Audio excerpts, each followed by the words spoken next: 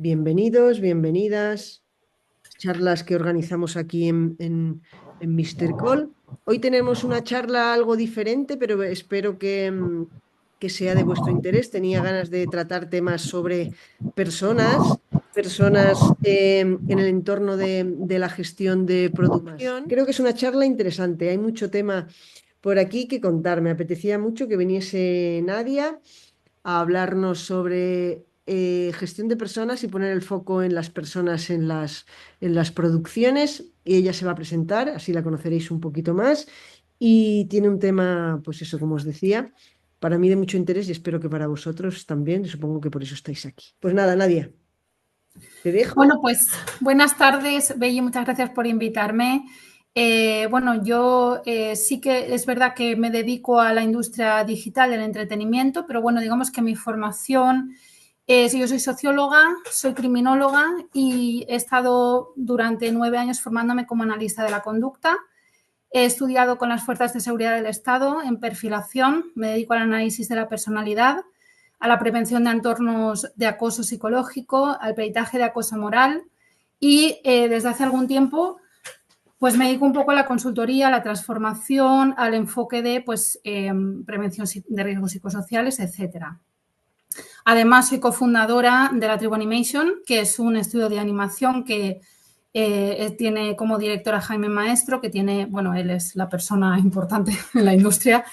Y también llevo algunos años trabajando, por ejemplo, con grandes estudios. He hecho algunas charlas y cursos pues, con ILM o con Disney, etcétera, sobre todo orientado a la innovación en el entorno de personas. Soy mentora de algunos artistas y supervisores de la industria digital. Trabajo con el Trojan Horse Was a Unicorn, como que es no sé si lo conocéis, pero es un festival o una experiencia, un entorno de empoderamiento de artistas. Soy mentor en el área de bienestar del artista y llevo muchos años formándome bueno, y trabajando en entornos de innovación. Entonces, digamos que en la tribu yo lo que hago es un poco un laboratorio de ideas donde intento aplicar algunas herramientas de la sociología, bueno, ahora os contaré un poco, y del análisis de la conducta a entornos de producción digital. Además, soy mentora y formadora oficial en Buga, que es una empresa de videojuegos que está en Berlín. También trabajar en Bandai y, bueno, luego trabajo con otras empresas que no son de esta industria, pero, bueno, siempre en la misma área, ¿vale? Pero digamos que donde yo creo que soy fuerte es en introducir de manera más o menos medible el factor humano en entornos de producción. ¿Vale? Muchos años estoy haciendo una investigación, además, actualmente, sobre los entornos de producción de la industria digital. Entonces, yo he preparado esta presentación, voy a ir un poquito por encima de todas las herramientas que se pueden utilizar. Obviamente, pues en una horita no nos da tiempo a profundizar en muchas de ellas, pero por supuesto luego estaremos a vuestra disposición si tenéis alguna pregunta o lo que necesitéis. Bueno, yo lo primero que quería contaros un poco es algo que ya sabéis, ¿vale? Que es cómo funcionan los entornos de producción dentro de las industrias del entretenimiento digital. Yo las diferencio de la industria o de los sectores culturales, ¿vale? ¿Por qué? Porque realmente cuando estamos hablando de la industria de la animación, estamos hablando de cadenas de montaje, ¿vale? Suena poco humano, pero lo vamos a enfocar un poco así. Entonces, estamos hablando de cadenas de montaje racionales, altamente interconectadas, es decir, digamos que se parece casi más a una cadena de montaje automovilística, por así decirlo, donde estamos ensamblando piezas que luego tienen que ser debidamente coordinadas. Y esto pues responde a una cosa que en sociología denominamos la McDonaldización del trabajo, que es que responde a 4 pilares, que es que deben ser cadenas eficientes.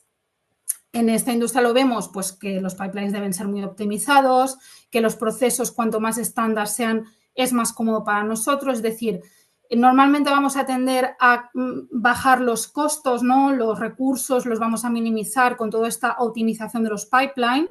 Esta eficiencia pues hace que necesitamos calendarios, ¿verdad? Y seguimientos pues muy racionalizados. Por otro lado, tienen que ser entornos calculables, es decir, normalmente en la dirección de producción cuando hacemos un calendario, yo sé que en el caso de Belly es diferente porque ella sí que tiene mucho en cuenta los soft skills, etcétera, pero yo he trabajado con muchas empresas grandes y he dado formaciones y he hablado con mucha gente y normalmente solemos incluir en los calendarios aquello que podemos calcular. las tareas, los tiempos, las reuniones, los tiempos de feedback, es decir, incluso aquellos entornos donde se requiere creatividad, tenemos que contabilizarlos, ¿no? Lo que parece un poco irracional debido a la naturaleza de la tarea que estamos realizando, ¿no? Que es artística. Por otro lado, tienen que ser entornos de predictibilidad, es decir, si lo que hacemos en un departamento tiene que ser luego estandarizable al siguiente, ¿no? Y se debe de reproducir, digamos, de un proyecto a otro. De hecho, las empresas van perfeccionando. Si hacemos series, pues aprendemos. Normalmente muchas empresas hacen lo que se llama un post-mortem, ¿no? Donde vemos en qué hemos fallado, revisamos y revisitamos para mejorar y hacer más predecible todavía dónde pueden haber fallos en nuestro pipeline, ¿no? O en nuestro workflow. Y por otro lado, debe ser controlable. ¿Eso qué quiere decir?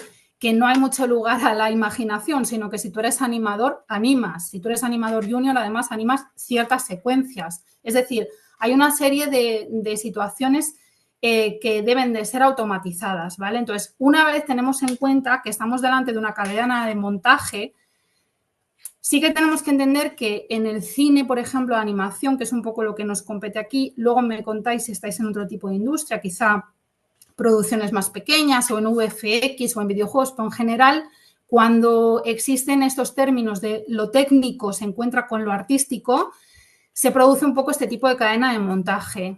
¿Qué ventajas tenemos? Pues que los trabajos son muy ágiles, se pueden monitorear, se puede anticipar ciertos problemas.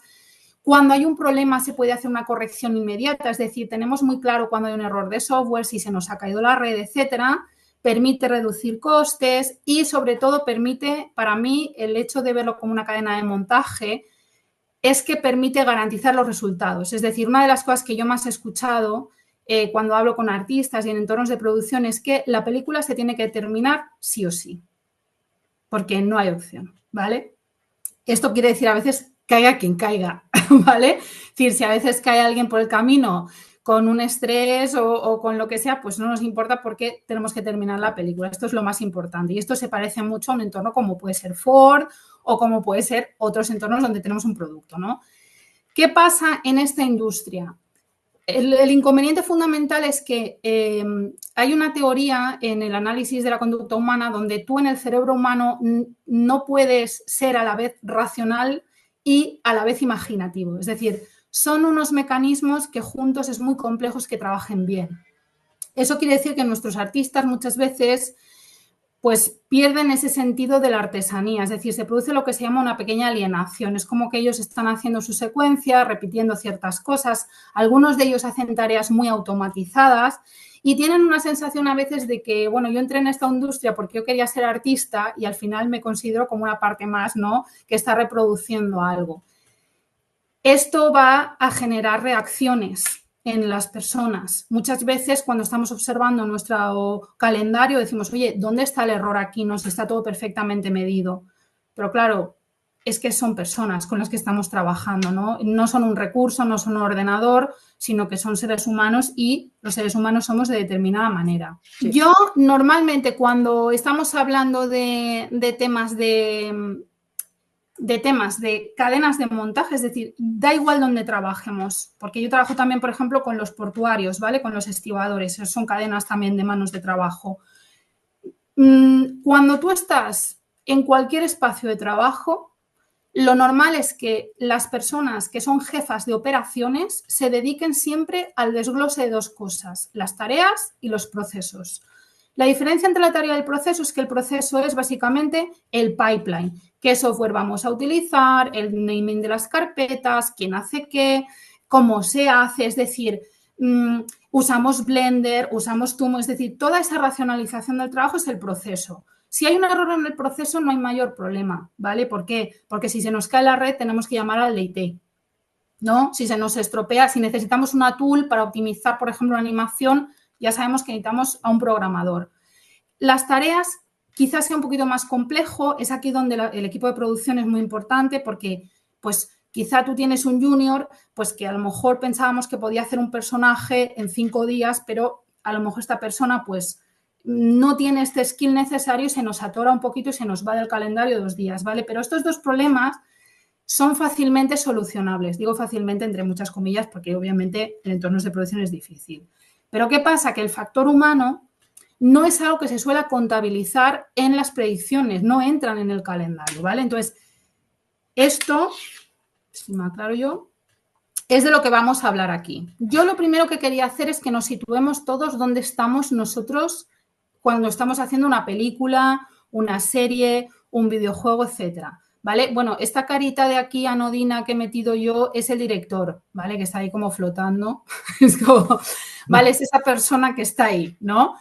Digamos que yo he diferenciado entre el equipo de producción, que serían los operativos, los operarios o los jefes de operaciones, y he puesto aquí producers en inglés porque yo creo que ellos se ven a sí mismos un poco así, ¿no? Producers son como las personas que están fuera de la producción, pero al final son los que te están exigiendo los deadlines, las entregas, la calidad, etcétera. Luego, además, ellos responden ante un escenario todavía mayor, ¿no? Que son las distribuidoras, ¿no?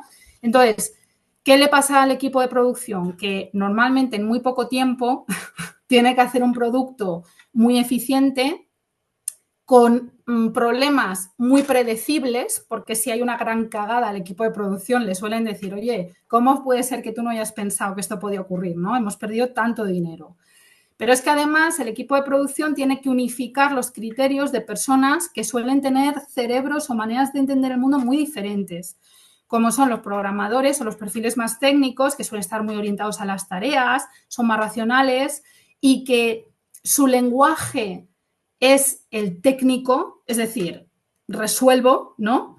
Y los artistas, de los cuales requerimos que estén inspirados, que tengan imaginación, que sean proactivos, cooperativos, ¿vale? Que comprendan el global del proyecto. Es decir, es complicado, ¿de acuerdo?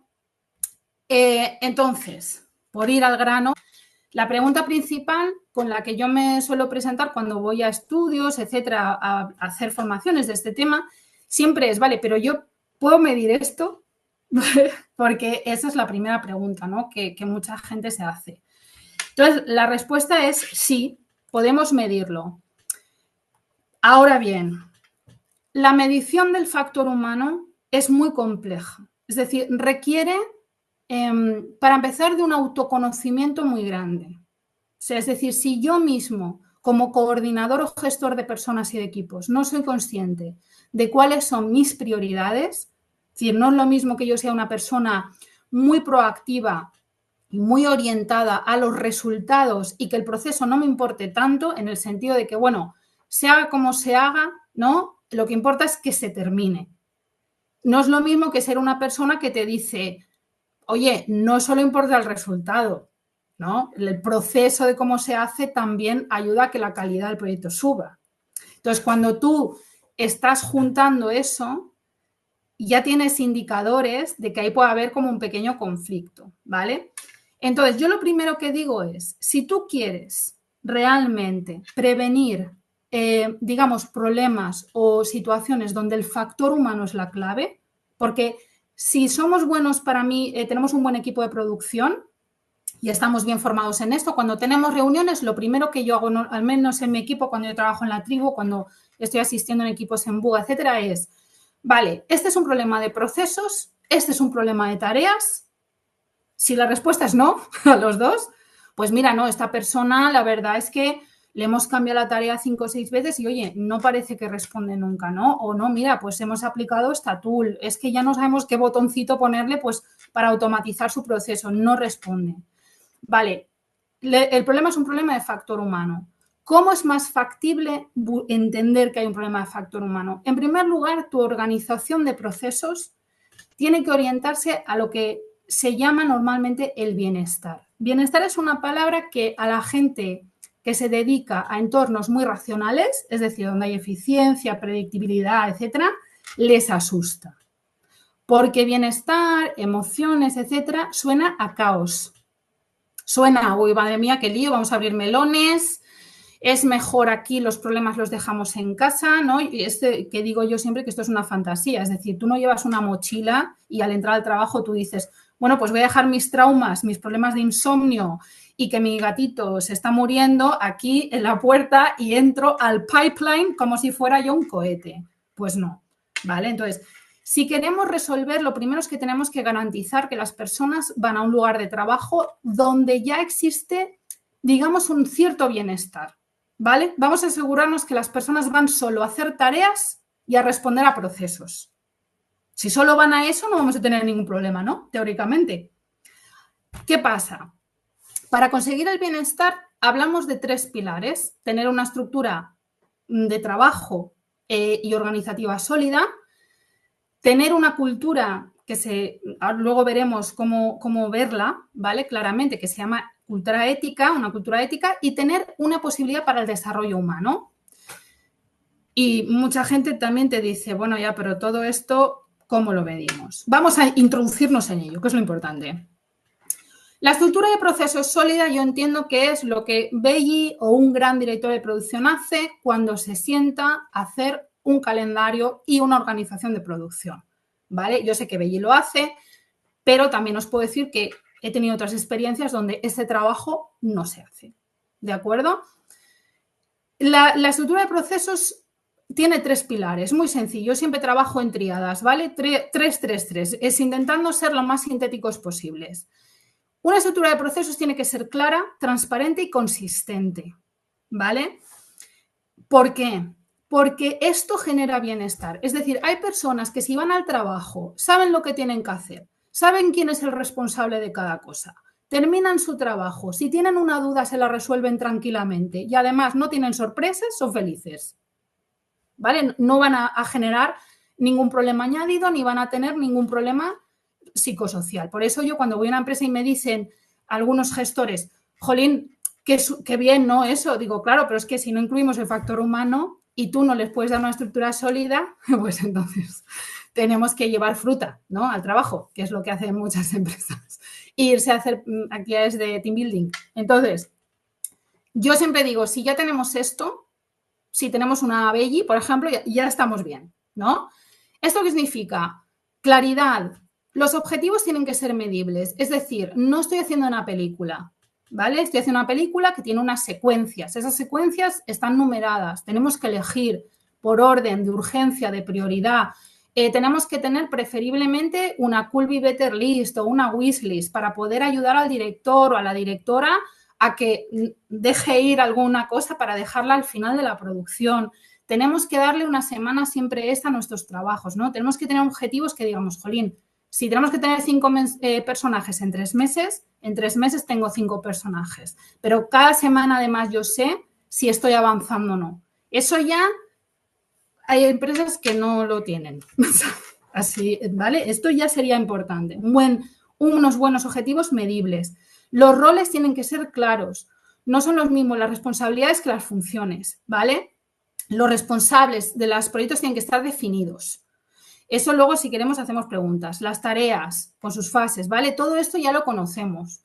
La transparencia. Muchas empresas no las dejan. Yo, por ejemplo, tengo abierto hasta nuestro plan económico. Nosotros pueden ver hasta dónde nos gastamos el dinero los artistas. ¿Por qué? Porque funciona. Porque la gente no va a ir a ver, la verdad, tu plan financiero. Pero saben que tienen la posibilidad de verlo, genera un entorno de mayor confianza. ¿De acuerdo? Los salarios equitativos por categorías. Si no podemos contar algo, comunicamos, oye, no podemos hablar de este tema. Todo este tipo de cosas de transparencia, canales de comunicación abiertos, accesibilidad, son importantes para el bienestar. Consistencia. Si una persona cobra un salario porque es junior, el otro junior no puede cobrar 300 euros más porque es el primo de mi suegro, ¿me entiendes? Es decir, tiene que haber una cierta equidad. Si hemos dicho que hay vacaciones para todo el mundo en Navidad, nos tenemos que comprometer. Hay ciertos temas, ¿no? Todo esto, si queremos verlo en detalle, pero esto es lo que se supone que hace alguien en producción, ¿vale? Entonces, lo primero sería orientar al bienestar, que ya habéis visto que aquí en bienestar yo no he metido fruta ni actividades de team building. Estoy metiendo una organización clara con respuestas al detalle y que la gente vaya tranquila a trabajar. Sepa su salario, el de vecino, que no hace falta, oye, no cuentes tu salario, no vaya a ser que lo... No. Cosas claras, bien categorizadas y explicadas, ¿no? Por otro lado, hay que tener una perspectiva de análisis psicosociológica. Si uno se quiere dedicar a gestionar personas y equipos, tiene que aprender sobre personas y equipos. ¿de acuerdo? Entonces, yo, por ejemplo, cuando voy a un lugar, lo primero que hago es cojo al equipo de producción, les paso algunas escalas, tenemos varias conversaciones, es decir, descubrimos cuáles son nuestras prioridades. Esto no quiere decir que uno tenga que llegar a una empresa y empezar a pasar test de personalidad. No. Esto quiere decir que tenemos que entender que los seres humanos son complejos. Es decir, una persona no deja en la puerta sus características individuales. Si es una persona TEA en el espectro autista, no va a dejar de estar en el espectro autista cuando empieza a trabajar. Si es una persona que tiene insomnio, va a seguir teniendo insomnio, ¿vale? La cultura del capital simbólico es aquello sociológico. No va a ser lo mismo una persona, por ejemplo, trabajando en España, una persona de origen francés, que una persona de origen chino, que una persona de origen indio. Si estamos trabajando en equipos multiculturales, esto lo tenemos que tener en cuenta, porque trabajamos de manera diferente, ¿vale? Luego, las personas se comunican verbalmente, pero luego tienen una comunicación no verbal. Tú puedes observar todas estas cosas, las conductas, cómo llega alguien a trabajar. Es decir, nos tenemos que convertir, yo siempre digo a mi equipo de coordinadores, tenemos que convertirnos un poco en observadores activos de nuestros equipos. Pero primero conociéndote tú. Si yo soy, por ejemplo, yo soy una persona dominante y orientada a las normas, ¿vale? Eso va a hacer que yo muchas veces, pues quizás esa parte más sensible y emocional me cuesta un poco cubrirla, ¿no? Porque voy más al grano, al trabajo. Bueno, pues yo tengo una persona en mi equipo que he contratado que tiene ese perfil. Es un poquillo más desordenada y a lo mejor es un poquito más caótica, pero sí que tiene esa parte muy sensible, muy dulce, que piensa mucho en, pues que hay que traerles algo, pues que esta persona está muy cansada, que se vaya a casa, ¿no? Es decir, nos vamos a complementar si nos conocemos bien.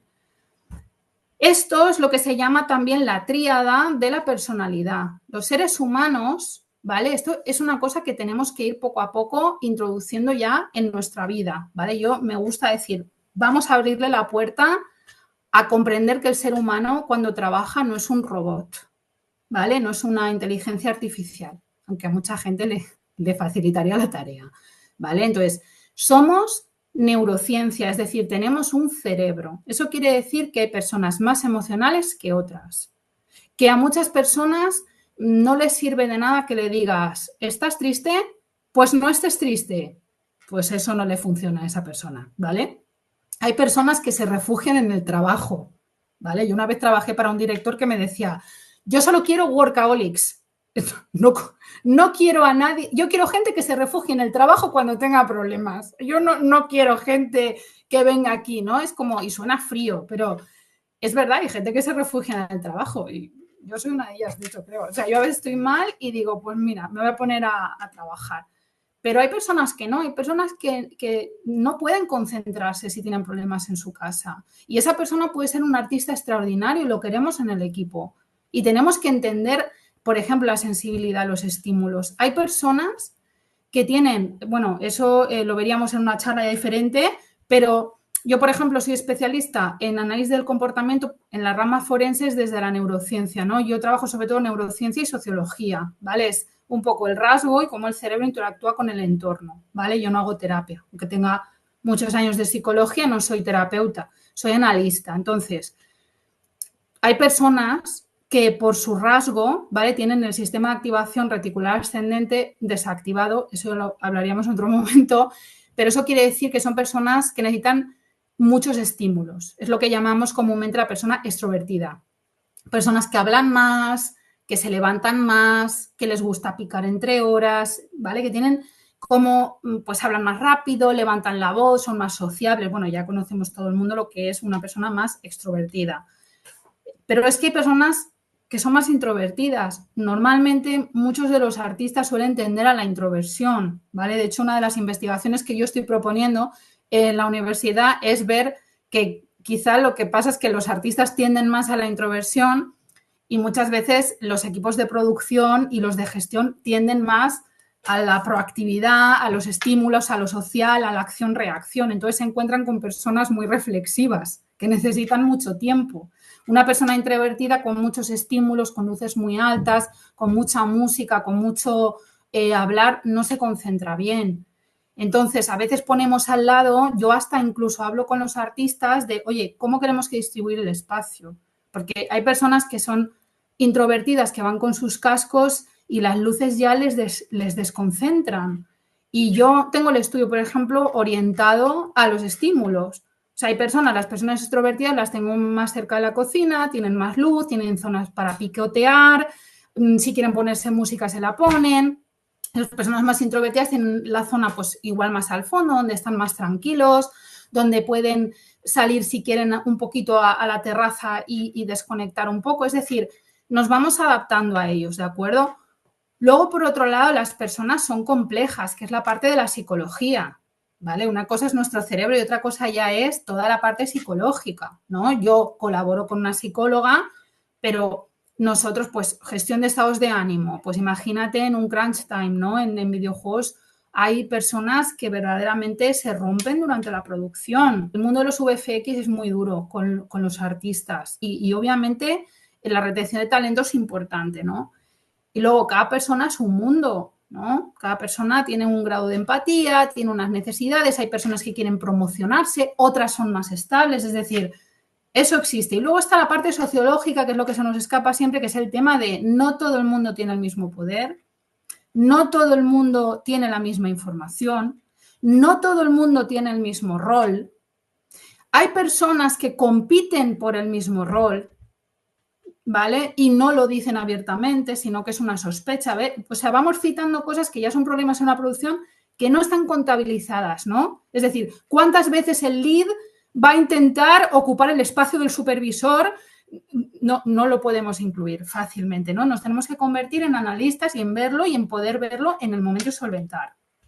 Por otro lado, una cosa es lo individual, pero es que luego tú a estas personas las tienes que poner a trabajar en equipo. Entonces, aparte de tener herramientas para aprender a mirar más allá de lo que es una persona como un ejecutor de tareas, que es una persona con su psicología, con sus rasgos, con sus rollos y con su estatus, su síntoma de poder y su cultura, esas personas no son iguales entre sí. Es decir, un buen líder no es una persona que termina un proyecto solamente.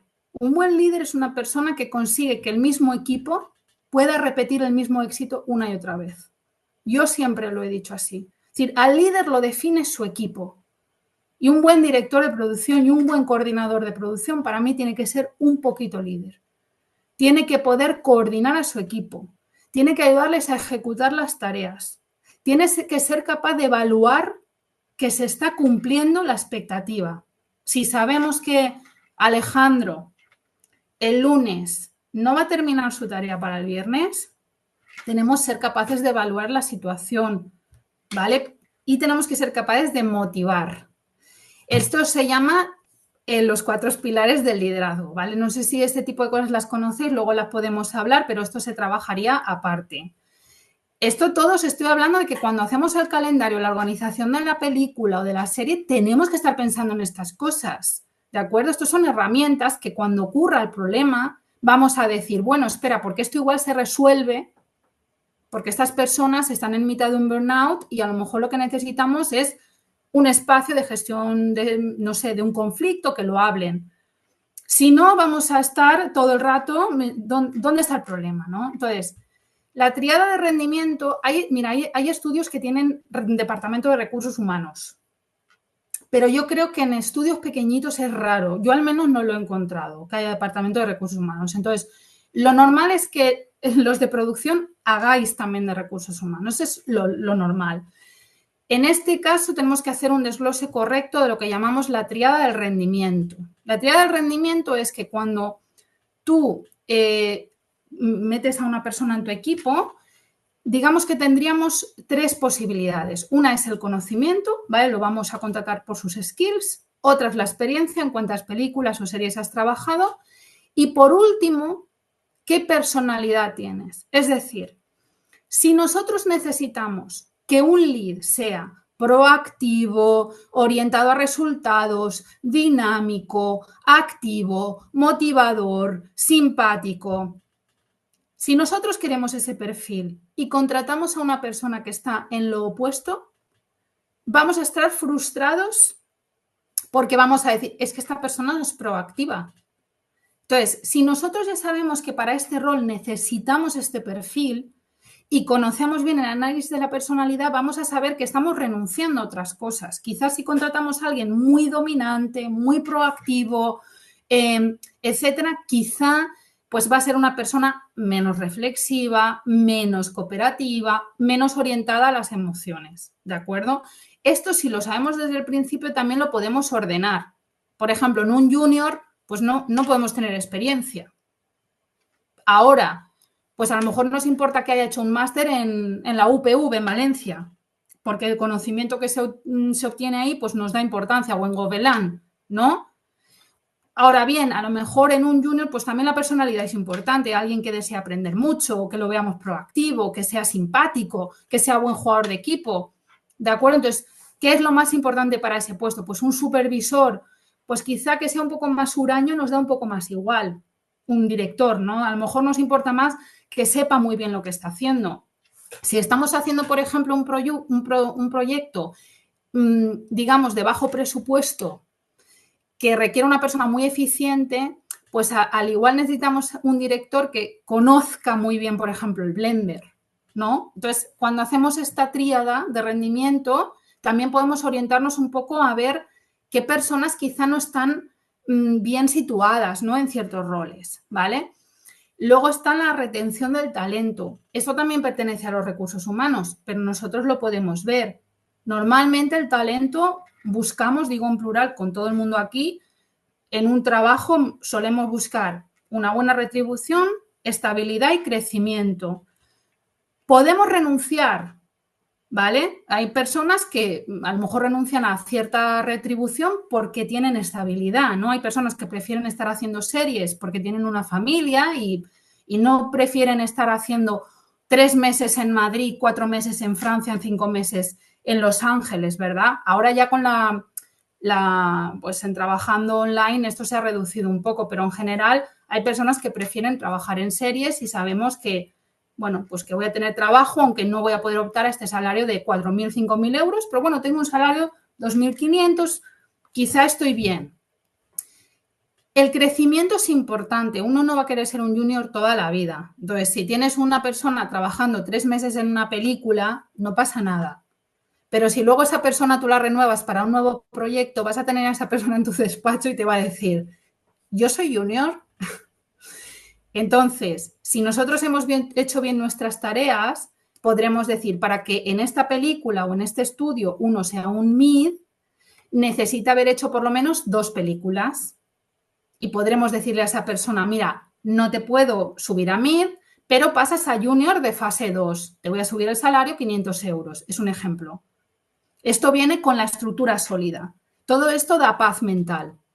Cuando un jefe o un responsable, un gestor te dice no lo sé, tiene que irse inmediatamente a buscar la respuesta.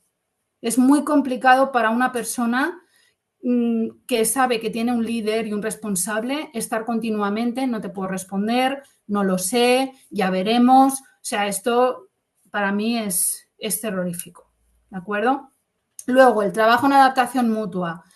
No es una tontería. Trabajar en gestión de equipo en rasgo, no es una tontería. Si yo sé que mi lead es callado, orientado a la norma, un poco gruñón, bastante introvertido y le meto un equipo de chavales muy jóvenes o chavalas muy jóvenes que quieren aprender, que lo interrumpen, que le preguntan, este muchacho, este lead, a los pocos meses te va a decir, yo no puedo más, yo no he venido aquí a formar a nadie, yo soy un gestor de tareas y probablemente te va a poner la carta de renuncia si recibe un trabajo mejor.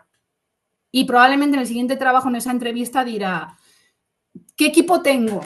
Porque me gustaría solo trabajar con senior. Hay supervisores de animación, directores de animación con los que yo trabajo personalmente, pues para que ayudarles también a que entiendan que, oye, pues sí que tienes que formar un poquito, ¿no? Porque este chiquito, pues, oye, igual no hemos encontrado otra persona.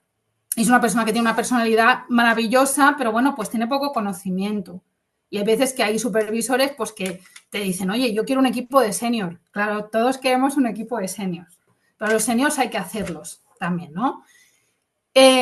La selección de estilos apropiados de trabajo grupal, yo incido también en esto porque cuando tenemos un buen coordinador de producción, un buen director de producción, una buena directora de producción, conoce muy bien a sus departamentos. Es decir, tenemos asumido ya que tenemos una estructura sólida.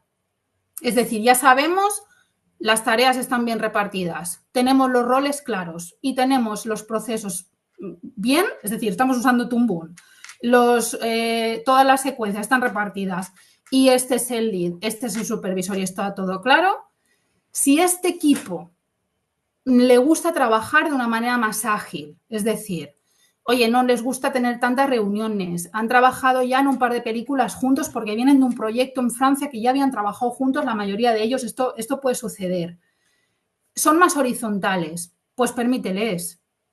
No hace falta clavarles una reunión a lo mejor diaria, si este equipo, pues oye, fluye, se comunican bien, ¿no? De cierta manera. Si tenemos un equipo más jerárquico, pues tenemos un equipo más, quizá más junior, o con un supervisor que es muy estricto, que solo le gusta hablar de la tarea, pues igual este equipo sí que necesita un daily, reuniones mucho más cercanas, un coordinador de producción que sea un poquito más, quizá, que lleve un seguimiento de tareas más cerrado, es decir, más clásico, ¿no? Pero tenemos que saber si tenemos un departamento más horizontal, más jerárquico, porque esto va a ayudar también a que estas personas saquen lo mejor de sí mismas. Seguramente no es lo mismo trabajar con un departamento de animación de 45 personas que con un equipo de arte que siempre están los mismos, ¿no? El equipo de desarrollo que se conocen de toda la vida, ¿no? Entonces, esto lo tenemos que tener en cuenta, porque si clavamos reuniones diarias eternas en equipos que no las necesitan, en mi opinión, estamos planificando mal las tareas, ¿sabes? Solo porque no, es que la reunión tiene que ser, bueno, es que estas personas ya se comunican todos los días y lees el Hangouts, se están todo el día reunidos, ¿vale? Es un ejemplo, no conozco casos. Y por último, tenemos que planificar en la gestión de equipos la resiliencia, los conflictos y los cambios, ¿vale? Hay formas de gestionar conflictos.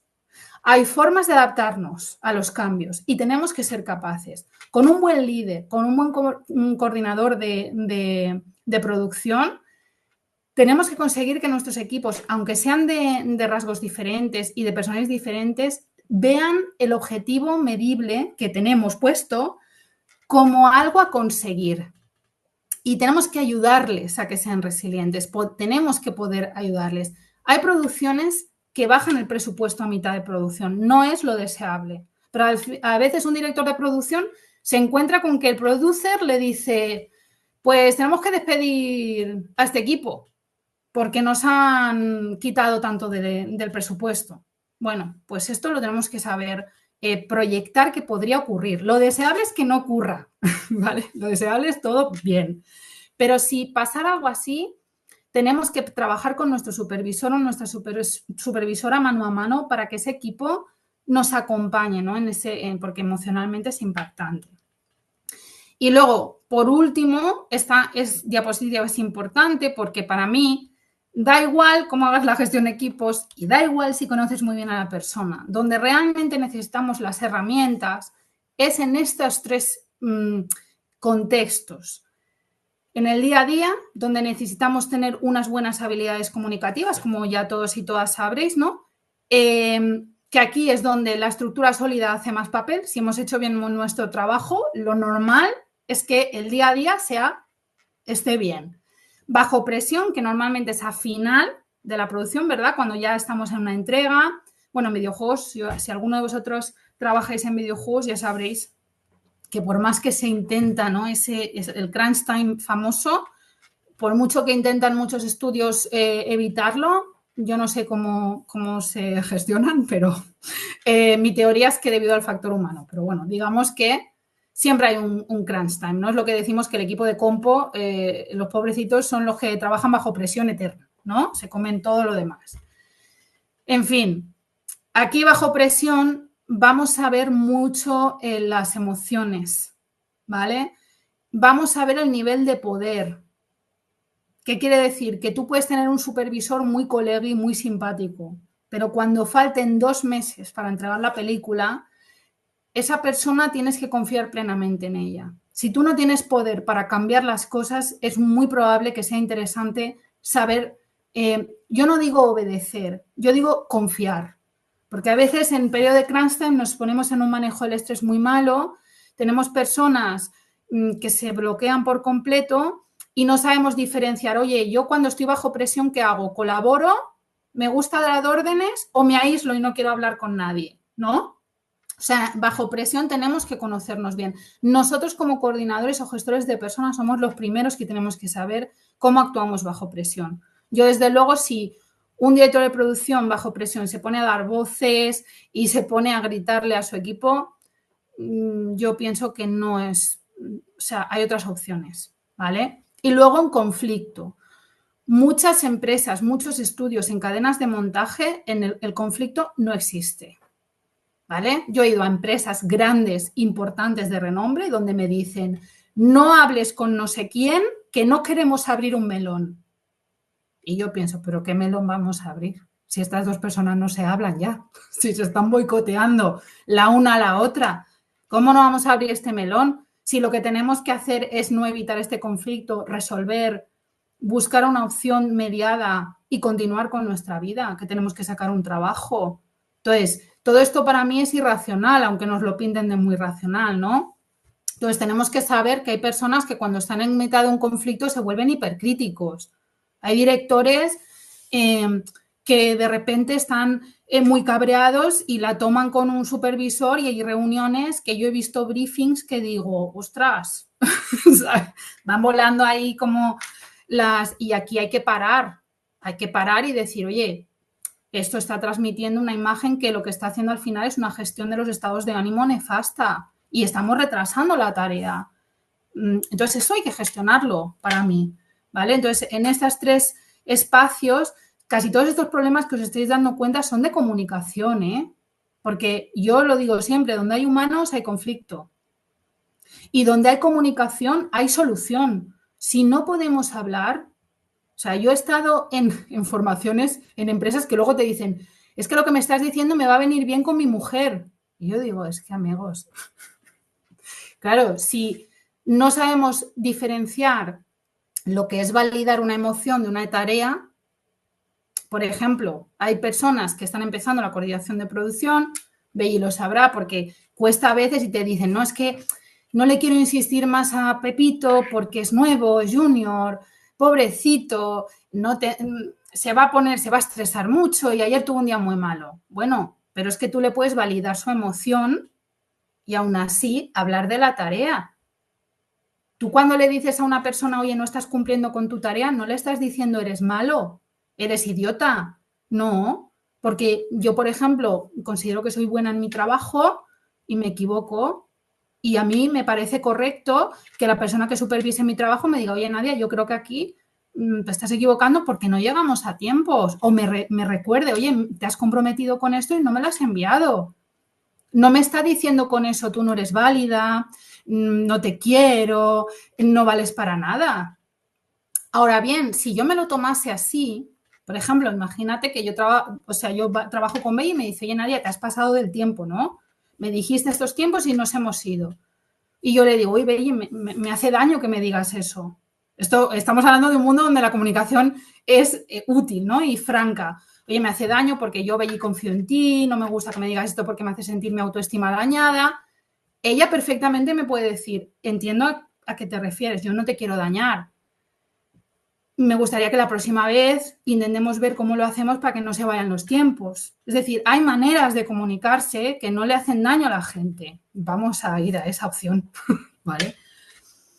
Esto es una herramienta que he traído, no sé si la conoceréis, ahora mismo no os puedo ver en galería, luego me contáis un poco ahora, enseguida me voy callando, perdón, pero digamos que esta es una herramienta que se usa en muchísimas empresas en el mundo. Bueno, esta es una herramienta que se utiliza mucho en los departamentos de recursos humanos, en mi conocimiento muchas veces mal, es mi opinión. ¿Por qué? Porque esto es una herramienta que no mide la personalidad, mide el comportamiento. la conducta. Eso quiere decir que hay empresas que utilizan esta herramienta para promocionar, para despedir en algunos casos, lo cual me parece incluso pues, un problema para los derechos humanos, pero sí que a mí me parece que es una herramienta que está lo suficientemente respaldada por la ciencia como para que nos ayude como mínimo al menos a dialogar, ¿vale? Es decir, esto no es, yo soy una personalidad verde, que eso lo oigo muchas veces, no, tú no eres una personalidad verde. Quizá tú tiendes a la introversión y te gusta relacionarte con las personas, porque eso te da seguridad. Eso quiere decir que tú vas a elegir comportamientos, pues quizá más diplomáticos, te va a gustar trabajar con las mismas personas, eres más cooperativo, escucharás mejor, ¿vale? Todo esto ya en una formación que yo doy de solo del DIS, ¿vale? Pues hablaríamos en profundidad, pero cuando voy a empresas me referiría. Pero para que tengáis esta foto, ¿no? Esto en concreto, lo primero que tenemos que hacer nosotros es saber nosotros, es pasarnos a nosotros esta escala. Por favor, no os la paséis por internet porque no son las correctas, pero un poco, incluso tú mismo o tú misma puedes decir, ¿dónde estoy yo más o menos? ¿No? Y luego, cuando yo estoy delante de mi equipo, ¿yo a quién suelo beneficiar? Los artistas y las artistas, en mi opinión, en muchos años de pasar muchas escalas, suelen estar abajo, entre la C y la S. Suelen ser personas orientadas a los procesos. ¿Eso qué significa? Que tienden un poquito más a la introversión. ¿Y eso qué significa? Pues que no son tan dinámicas como nos gustaría, ¿vale?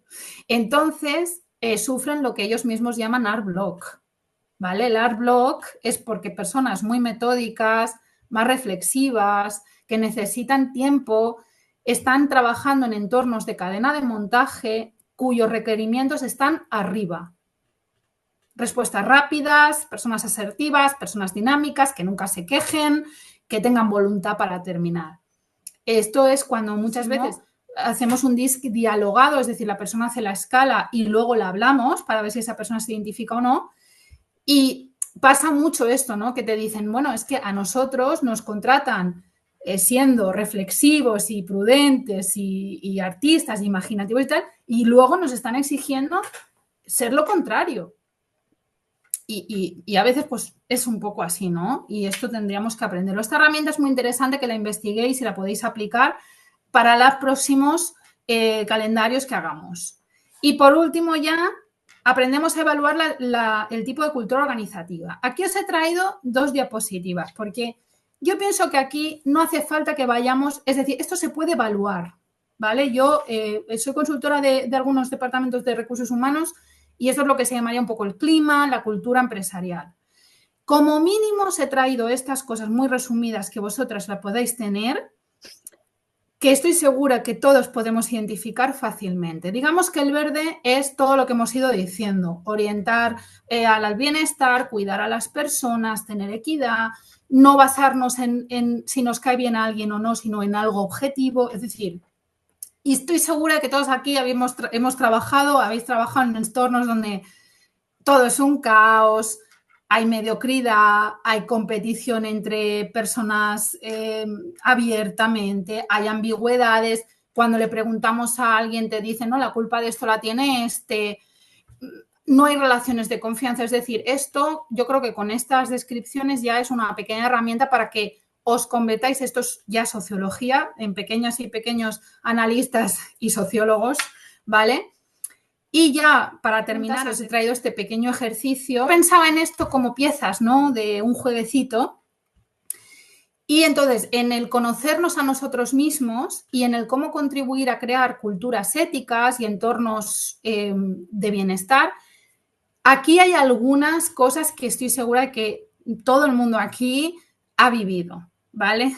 No es lo mismo la validación emocional, es decir, que Belli me diga, Nadia, entiendo que yo haya podido dañar tu autoestima, no era mi intención, solamente estoy hablando de la tarea, no disculpa, sino, oye, no te quiero hacer daño, yo le digo, oye, gracias por reconocer mis emociones, a que me diga, joder, eres una histérica, no se te puede decir nada, es que siempre estás igual, pues la próxima vez que te escriba tu prima, a ver si así te... O sea, entendedme, no es lo mismo. Y el objetivo va a ser mucho mejor si la otra persona se siente validada, porque la tarea es independiente de la validación emocional, ¿de acuerdo?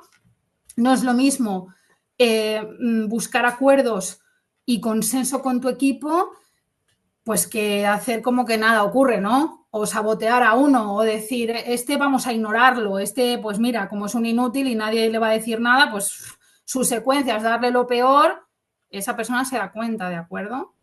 Para mí, si el estudio o el proyecto ha incluido el factor humano y el bienestar en la organización, por ejemplo, yo trabajo con un equipo de producción, yo tengo mi equipo de producción y nosotros cuando empezamos lo primero que hacemos es hablar un poco de qué ocurre con esto, si ocurre un conflicto, cómo se gestiona. Yo te hablaré también de mi experiencia, de lo que yo he visto en muchos estudios. Normalmente estudios que tienen espacios de gestión de conflictos y que tienen roles claros, tienen menos incidencia de este tema. A ver, yo soy especialista en psicopatía integrada, ¿vale? En narcisismo. O sea, yo soy perito. Yo voy a una empresa, a una organización muchas veces y lo que hago es hacer peritaje de entornos de acoso. Entonces, hay veces que hay personas que hablan de un conflicto y cuando los conflictos son muy confusos, la probabilidad de que haya una persona con algunos rasgos un poco rarunos, que digo yo, es alta, ¿vale? Cuando tenemos una persona con rasgos un poco rarunos, lo normal es que se haga una patata caliente. Como vosotros sois los que coordináis las tareas, van a considerar que el equipo humano es una tarea, que sería verdad. Pero mi pregunta es, ¿qué formación he recibido yo en gestión de conflictos? Porque yo, por ejemplo, hago mediación en entornos de violencia, en la cárcel, en centros de menores. Entonces, que hay veces que hay violencia que se llama integrada. Personas que igual no son, te van a pegar, pero que hay una violencia simbólica, continuada y psicológica. Eso ya no es un conflicto, ¿no? Eso requiere de que hayan personas preparadas para gestionar eso. Entonces, en mi opinión, si se genera un conflicto, cuando hay un conflicto muy grande, si no puedes tener un mediador, contratar a alguien externo que te pueda ayudar a resolver el problema, lo primero que tenemos que ver es quién es el responsable de todo. Porque aquí siempre hay una persona, ¿no? Digamos, aquí muchas veces se dice que la cabeza huele a lo que huelen los pies. Pues cuando tú tienes por encima de todo una persona ecuánime, tranquila, orientada al bienestar, a la validación emocional, lo lógico es que toda esa racimo de uvas tenga ese color verde. Si tú tienes una persona un poquito narci, que le guste, que le doren la píldora, que nunca tienen la culpa de nada, porque estas personas son, en mi opinión, muy complejas de gestionar, una persona que nunca tiene la culpa, ¿vale? Yo, para mí, el equipo de producción, en mi opinión, no debería resolver eso. Es decir, quien debe, a no ser que seas un director de producción al que le han encargado el factor humano y te han dicho en tu contrato con claridad, oye, si aquí hay un caso de violencia o de acoso moral, sé que no eres socióloga, sé que no eres psicóloga, sé que no te dedicas a esto, pero te vas a encargar de ello. Entonces tú dices, muy bien, pues en mi salario inclúyame una formación con esta persona o con este lugar, o que venga alguien. Porque obviamente si tú no estás preparada, por ejemplo, para entornos de violencia simbólica, lo que vas a hacer es convertirte en un chivo expiatorio, como ya supongo que sospecharás. Que si te metes en ese lío, al final las decisiones que tú tomes, las personas que realmente son responsables de toda la producción van a decir, oye, pero es que tú dijiste que esta persona había que despedirla. Es decir, para mí eso no es gestionar un conflicto. No creo que el equipo, y menos de coordinación de producción, vamos, ni muchísimo menos, debe lidiar con esos conflictos. Eso es como si me preguntaras, oye, mi equipo de animación que yo estoy coordinando no para de ocultar mesas y se quejan los de iluminación. ¿Tengo yo que meter la mesa en el set dressing? Pues te diría, hombre, pues si te han dicho en tu contrato que tú haces set dressing, además de coordinar la producción, pues lo haces.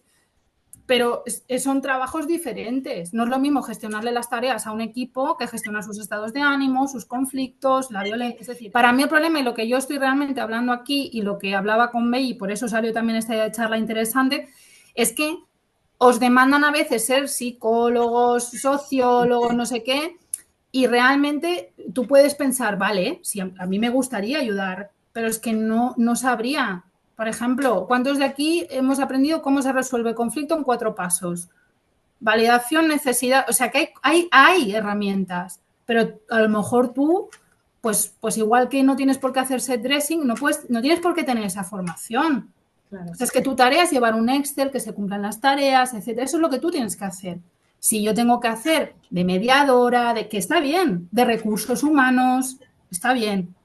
Ahora, nos queda eso, el puesto de coordinador en sí debe ser más un puesto amigable, un lazo entre los artistas y los gestores que más alguien que resuelva conflictos. ¿Hay alguna preguntita por ahí más? Mira, ¿qué significa que la tarea es independiente de la validación emocional? A ver, quienes trabajamos con artistas sabemos que a veces pues, sus sentimientos se pueden herir, ¿no? Porque ellos pueden entrar en su art block. Ellos mismos tienen su propia ansiedad.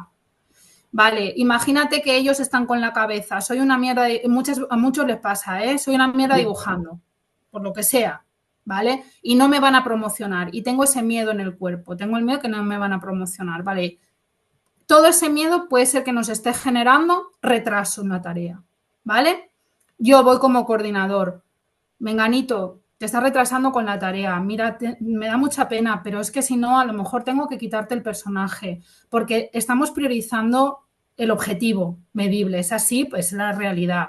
Vale, si esta persona se echa a llorar, se enfada, el enfado es una emoción, se confronta, se incomoda, quiere decir que esa persona se siente mal. Entonces, tú puedes decirle, oye, se puede poner a llorar. Bueno, es que, yo he visto artistas llorar, en un briefing, ¿vale?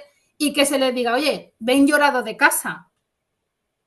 Hombre, pues una cosa es la tarea, es decir, que menganito esté llegando tarde es una realidad, es objetivo. Ahora, eso no quiere decir que esa persona no pueda ser validada en sus emociones, en el sentido de que no se le riña por sentirse mal, que no, ¿entendéis? Es decir, entiendo que te sientes mal, no te quiero hacer daño, pero el objetivo no lo estamos cumpliendo. Es decir, una cosa son los sentimientos y una cosa es la tarea. Esto lo digo porque hay personas que porque les da pena, la persona pueden decir, bueno, le damos otro día más, o miedo, porque también alguien te puede dar miedo. O sea, no le digo nada que este siempre me está quejándose o siempre tal. No, lo objetivo es la tarea. Si no estamos llegando, no estamos llegando. Y eso, con eso no te estoy diciendo que tú eres un inútil. Te estoy diciendo que no estamos llegando. Ahora, luego podemos tomarnos un café, charlar y ver, pues, por qué no llegas, si te sientes mal, si necesitas apoyo, si necesitas ayuda. Eso es a lo que me refiero con separar. La tarea es la tarea. Y los sentimientos no los podemos luchar, están ahí, nos gusten o no. Entonces, yo no creo que sea bueno bloquearlos, ni reñirles, ni no decirles nada por miedo, sino verlo con objetividad. No estamos llegando, amigos, pues es lo que hay. A ver si podemos preparar otra cosita, otra charlita de estas con otro tema o avanzar con algún tema de estos de aquí. Si se os ha quedado algo en el tintero y os gustaría más información de cualquier tema de los que he estado hablando y queréis algo más desarrollado y tal, pues bueno, escribirnos ahí a Mr. Call o decírnoslo por las redes o como veáis, ¿vale? Hasta luego, gracias. Gracias, a todos. hasta luego, adiós. Gracias, buenas tardes. Adiós.